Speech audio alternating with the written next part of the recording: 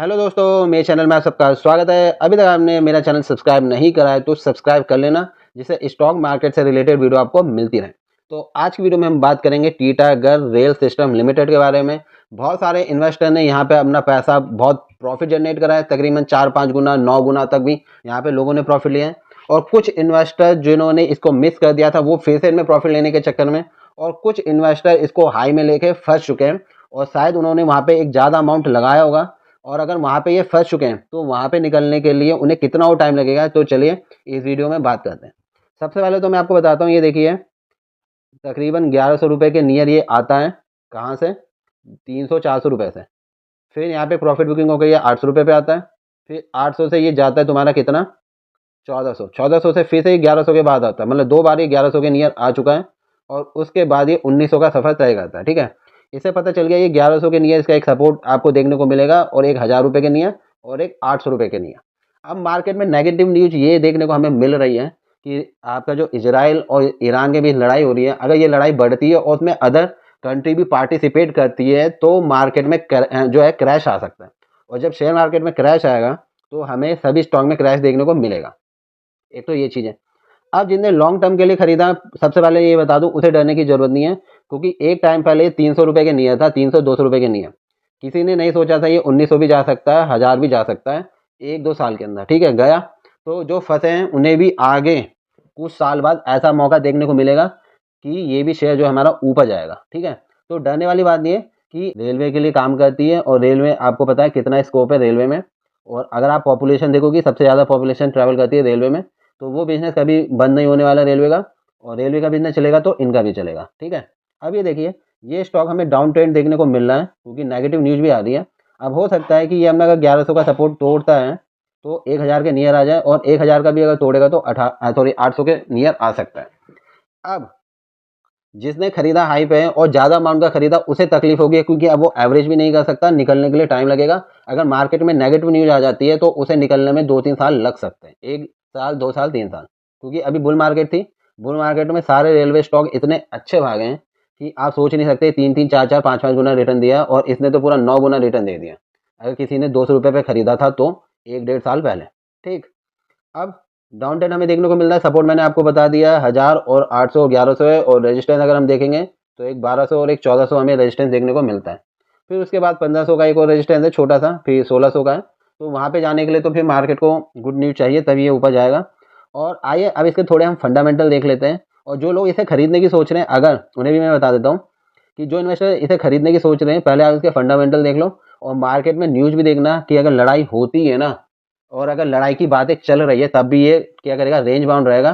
क्योंकि कुछ टाइम के लिए रेंज बाउंड होगा, क्योंकि कुछ इन्वेस्टर इसमें से निकलेंगे, कुछ नए इन्वेस्टर एंटर करेंगे। ये सारी चीज़ें यहाँ पे चलेगी, क्योंकि प्राइस वाइज करेक्शन हमने देख लिया है, और मेरे को लगता है टाइम वाइज भी होगा इसमें करेक्शन, क्योंकि अभी बात ही क्या हुई है, जुलाई से ही अक्टूबर, अभी कितने महीने, जुलाई अगस्त सितंबर अक्टूबर, 4 महीने ये हमारा क्या हुआ, डाउन हुआ है। तो करेक्शन होने में कई बार 6 महीने से ऊपर लग जाता है, 1 साल लग जाता है, 1.5 साल भी लग सकता है। तो आइए पहले इसके फंडामेंटल देख लेते हैं, फिर आपका डिसीजन होगा इसे होल्ड करना है, एवरेज करना है, या इसमें इन्वेस्टमेंट करना है, या इसे अवॉइड करना है, इसके फंडामेंटल देखने के बाद। तो सबसे पहले तो हम देख लेते हैं कि इसको हम क्या, टीटा रेल सिस्टम लिमिटेड और फॉर्मली टीटा वैगन लिमिटेड के भी नाम से हम जानते हैं। 1997 की एक कंपनी है जो मैन्युफैक्चरिंग और सेलिंग करती है क्या, freight wagons, passenger coaches, metro trains, train electricals, steel casting, को स्पेशलाइज्ड इक्विपमेंट, और ब्रिजेस, जिनमें शिप्स एक्सेट्रा आपको देखने को मिल जाएगी। ये ऐसी कंपनी है जो डोमेस्टिक और एक्सपोर्ट मार्केट्स में काम करती है। और अगर आप देखोगे, ये इंडिया की जो है एक ऐसी कंपनी है जो मैन्युफैक्चर करती है क्या, वैगन्स और कोचेस दोनों। और अगर इसका मार्केट शेयर का देखोगे कमांड, तो 25 से लेकर 30% ये क्या मैन्युफैक्चर करती है, वैगन को। तो ये काफ़ी अच्छी बात है इस कंपनी की। और अगर इसका मार्केट कैप देखते हैं तो 15,439 करोड़ का मार्केट कैप देखने को मिलता है, और 1146 पे अभी इसका करंट प्राइस चल रहा है। 1900 के नियर इसका हाई है, और 700 के नियर इसका लो है 1 साल का। कंपनी का अगर पी देखेंगे तो 52.6 है, और अगर इंडस्ट्री के पी से कंपेयर करेंगे तो काफ़ी ज़्यादा है, क्योंकि इंडस्ट्री का भी 42.2 है। ठीक है, और अगर बुक वैल्यू देखेंगे तो 165 है, जो कि अपनी ये बुक वैल्यू से काफ़ी हाई पे है। डिविडेंड यील्ड काफ़ी बेकार है, और अगर आर देखेंगे तो परसेंट है और अगर ROE देखेंगे तो 18% है। फेस वैल्यू हमारी 2 है, इसका मतलब स्टॉक हमारा स्प्लिट हो चुका है।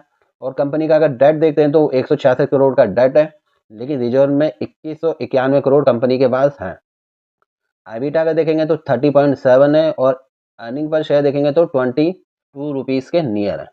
और अगर एक साल का आप चार्ट इधर देखोगे तो आपको देखने को मिलेगा कि इन्वेस्टर ने अपना पैसा काफ़ी अच्छा यहाँ पे ग्रो किया है। जिसने 800 के नियर लिया उसका पैसा दुगना, और जिसने 200 के नियर लिया उसका पैसा तकरीबन 9 गुना के करीब जा चुका था अगर प्रॉफिट बुक किया है तो। आप देखिए, अगर हम इसे देखते हैं तो चौथे नंबर की ये कंपनी है, और अदर इसके कंपैरिजन में हमें और भी कंपनियां देखने को मिल जाती है। लेकिन इसकी अगर हम सेल्स देखेंगे, अगर आप सेल्स देखोगे 2021 से लेके अब तक की, तो इसकी सेल्स आपको इंक्रीज होते हुए दिखेगी काफ़ी अच्छी। तो ये बात है कि अगर सॉरी एक मिनट, हाँ, इसका अगर नेट प्रॉफिट भी अगर आप देखते हो, कंपनी कुछ टाइम तक लॉसेस में थी, फिर उसके बाद प्रॉफिट में आ गई है और अब काफ़ी अच्छा प्रॉफिट कर रही है कंपनी। इस क्वार्टर में उसका जून क्वार्टर में प्रॉफिट थोड़ा सा गिरा है, लेकिन ठीक है, कंपनी प्रॉफिटेबल हो चुकी है क्योंकि कंपनी काफ़ी टाइम से लॉस में थी। अगर हम 2013 से इसका देखते हैं सेल्स अगर देखते हैं तो सेल्स हमें इंक्रीज होते हुए देखने को मिल जाती है, और ईयर ऑन ईयर में हमें कंपनी की परफॉर्मेंस काफ़ी अच्छे से समझ में आती है। और अगर आप देखोगे, कंपनी यहाँ से 2014 से लेकर 2022 तक लॉस में थी, कंपनी अभी प्रॉफिट में आई है, जिसकी वजह से हमें शेयर भी काफ़ी ऊपर जाता हुआ देखने को मिला है। और जिन्होंने यहाँ पे रिस्क लिया था इन्वेस्टर ने, उन्हें काफ़ी अच्छा प्रॉफिट देखने को मिला है कुछ 2 सालों में। अगर हम कंपाउंडेड सेल्स ग्रोथ की बात करेंगे 5 साल की तो 20% है, और अगर प्रॉफिट ग्रोथ की बात करेंगे तो 84% है, और अगर CAGR की बात करेंगे तो 98% है पिछले 5 साल का, और अगर रिटर्न ऑन इक्विटी की बात करेंगे तो 7% है। और अगर रिजर्व में हम बात करेंगे तो कंपनी के पास जो कैपिटल है वो पैसा जो वो इंक्रीज होते हुए देखने को मिला, और काफ़ी अच्छा इंक्रीज हो गया अब। और बोरोइंग जो बीच में काफ़ी इंक्रीज हो गई थी इनकी बोरोइंग, और फिर से इन्होंने अपनी बोरोइंग को डिक्रीज कर लिया क्योंकि कंपनी प्रॉफिटेबल भी हो गई है, जिसकी वजह से उन्होंने अपने जो डेट को कम कर लिया हुआ है। अगर प्रमोटर होल्डिंग अगर आप देखोगे तो प्रमोटर होल्डिंग हमें थोड़ी सी डिक्रीज होते हुए देखने को मिली है पिछले कुछ सालों में, ठीक है। और अगर हम FI को देखते हैं तो FI ने भी अपनी होल्डिंग यहाँ पे जो इंक्रीज की थी, अगर आप देखोगे 20% से फिर 17% लिया, फिर 17 से 19%, फिर से इन्होंने 16% कर दिया। FI ने अपनी जो है स्टेक कम करी है, जिसकी वजह से हमें भी यहाँ पे जो है प्राइस को नीचे आते हुए देखने को मिला शेयर प्राइस। और ये देखिए DI ने भी अपनी होल्डिंग इंक्रीज करी थी यहाँ तक जून 2024 तक, फिर उसके बाद इन्होंने अपनी होल्डिंग थोड़ी सी कम कर दी है। और वही ये पब्लिक के बाद जो है थोड़ा एक्स्ट्रा माल आ चुका है, होल्डिंग इंक्रीज हो गई पब्लिक के बाद, क्योंकि FI और DI ने अपनी थोड़ी सी होल्डिंग कम करी और प्रमोटर्स ने भी। तो यहाँ पे हमें देखने को मिल रहा है कि कंपनी जो ग्रोथ तो कर रही है, क्योंकि कुछ क्वार्टर से ही ये ग्रोथ कर रही है, और कुछ सालों से, इससे पहले कंपनी जो है हमारी वो लॉस में थी, ठीक है। आप अगर देखोगे तो इसे हमें कुछ टाइम के लिए और ऑब्जर्व करना पड़ेगा, क्योंकि अगर मैं आपको वीकली चार्ट दिखाता हूँ, वीकली चार्ट में हमें ये देखने को मिल रहा है काफ़ी टाइम से ये स्टॉक जो है वो चल नहीं रहा था। क्यों? क्योंकि कंपनी जो है वो लॉस मेकिंग थी। आपका PSU सेक्टर, रेलवे सेक्टर भागा है, कि जिसकी वजह से हमें इसमें एक अच्छा मूवमेंट देखने को मिला है और बहुत सारे लोगों ने प्रॉफिट लिया। तो यहाँ से हमें एक चीज़ देखने को ये मिल जाती है, जिस इन्वेस्टर के पास ज़्यादा पैसा है वो होल्ड कर सकता है, और जो होल्ड करेगा उसे लॉन्ग टर्म में प्रॉफिट मिलेगा। अब देखो, जितने लॉन्ग टर्म के लिए कि भाई रेलवे के लिए काम करती है, जिसने कुछ टाइम के लिए होल्ड करा, बताओ यार 2 साल में वो 9 गुना पैसे ले गया, तो यहीं से कॉन्फिडेंस आता है और यहीं से पैसा बढ़ता है। अब इसका पैसा किसी ने यहाँ पे सपोज 1 लाख, सपोज मान लो 10,000 भी लगाएंगे तो 90,000 उसके हो गए, तो उसमें वो प्रॉफिट बुकिंग करके कहीं और इन्वेस्ट कर सकता है। तो ये सारी चीज़ें होती हैं यहाँ पे। 1 लाख के 9 लाख बन गए होते हैं, और 9 लाख में तो कम से कम 10, सॉरी, हाँ, 9 गुना करते हैं, 9 लाख बन गए होते हैं। तो यही चीज़ है, और अभी भी 5 गुना तो कर ही दिया ने, 1 लाख का भी 5 लाख है तकरीबन। तो यही चीज़ है कि स्टॉक को कब लो, जब उसे कोई नहीं खरीद रहा, अच्छी कंपनी का स्टॉक हो और लॉन्ग टर्म में वो हमें प्रॉफिट दे सके। जो लॉन्ग टर्म में प्रॉफिट दे सकता है, जैसे अच्छी कंपनी है और हमें लगता है ये सेक्टर जो है वो आगे तो चलेगा ही चलेगा, आज नहीं तो कल चलेगा, तो वो चीज़ें हमें ध्यान में रखनी है। और स्टॉक में आपको तभी बेनिफिट मिलेगा जब आप उसे लो में खरीदोगे और हाई में बेचोगे। उसके लिए वेट करना पड़ेगा और सही टाइमिंग पे खरीदना पड़ेगा, और उसके लिए आपके पास एक अच्छी इनकम भी होनी चाहिए, तभी आप लॉन्ग टर्म के लिए उसे होल्ड कर पाओगे। क्योंकि जो छोटे इन्वेस्टर है वो क्या कर रहे हैं, बाइंग और सेलिंग कर रहे हैं, जिसकी वजह से क्या होता है, वो होल्ड नहीं कर पाते और उनसे एक बड़ी अपॉर्चुनिटी मिस हो जाती है।